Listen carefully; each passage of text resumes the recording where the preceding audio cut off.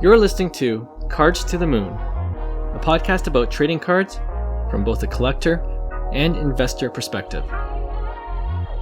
We hope you'll stick around for the ride as we take a deep dive into the state of the hobby, share some hot takes, hopefully some useful advice, and fun stories along the way. Hey guys, welcome back to Cards to the Moon. My name is Clark from 5cardguys.com, and you can also find me at 5 Card Guys on Instagram, Facebook, and on YouTube primarily.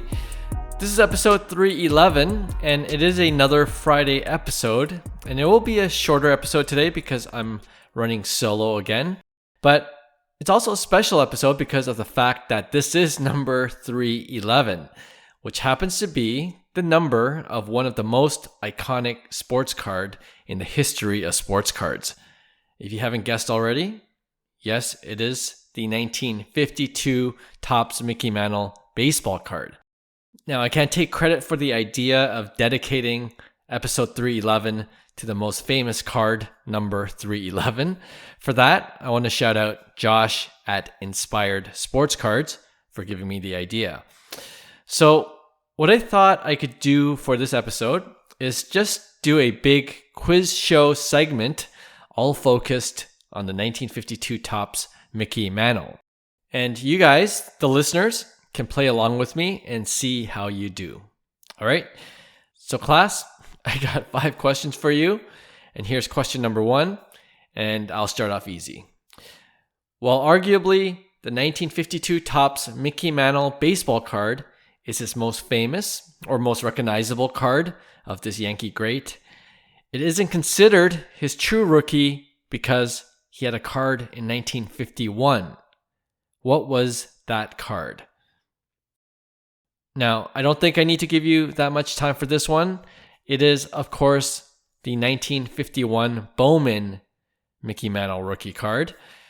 Now, if you compare the value of each card, doing a quick search in Card Ladder, I see that a PSA 9 of the 1951 Bowman card sold for $3.12 million back in December 2022.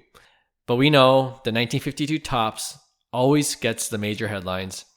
The SGC 9.5 of that card sold in August of 2022 for $12.6 million, if you guys remember that. Almost 4x the 1951 Bowman. All right, question number 2.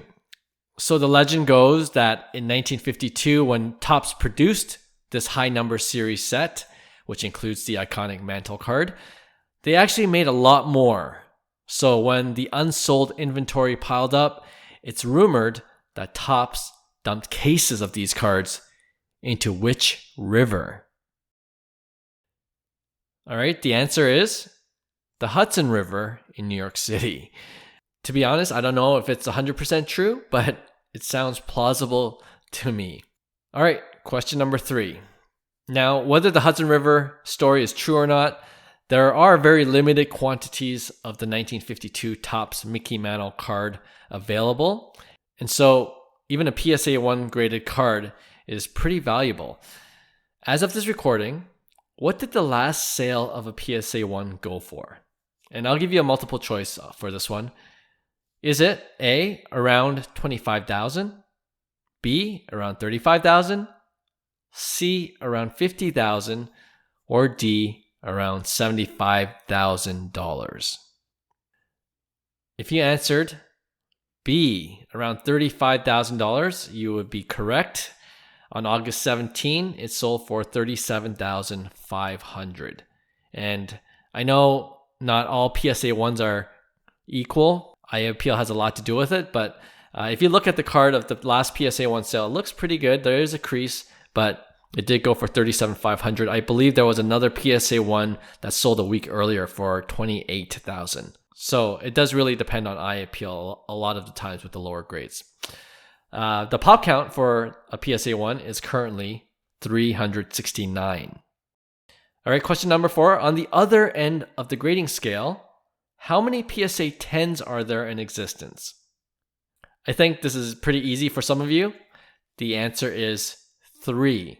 Here's a bonus question. Who are the two owners of those 3 cards? All right, last time I checked, I believe collector Marshall Fogel owns one, and the other 2 is owned by Ken Kendrick, who is the owner of the Arizona Diamondbacks. All right, let's move on to question number 5. One more grading question. How many total cards of the 1952 Topps Mickey Mantle have been graded by the 4 major grading companies to date? And that includes PSA, of course, BGS, SGC, and CGC. Combine all those, and what do you got?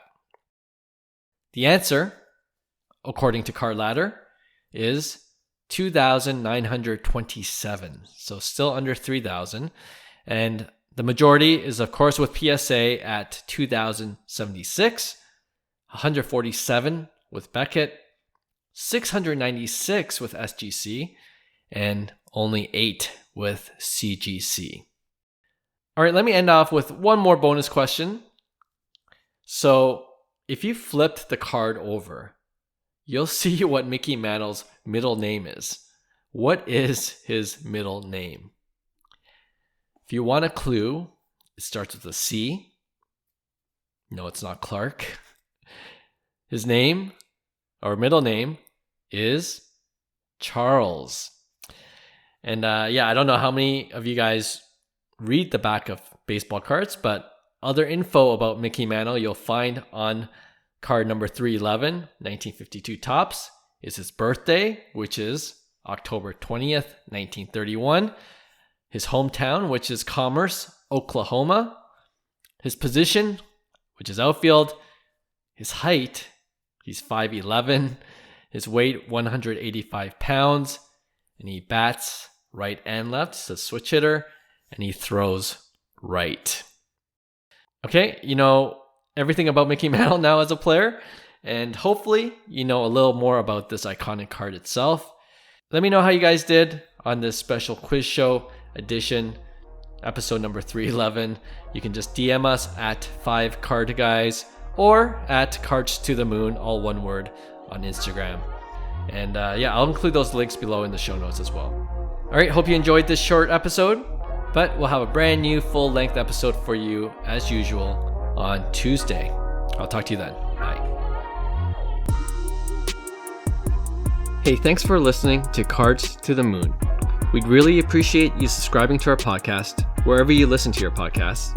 And you can also connect with each of us on Instagram at 5cardguys, or you can follow Hyung at Integrity Sports Cards, or John at TradeU at Recess. You can also check us out at 5cardguys.com. Thanks again, and hope to connect soon.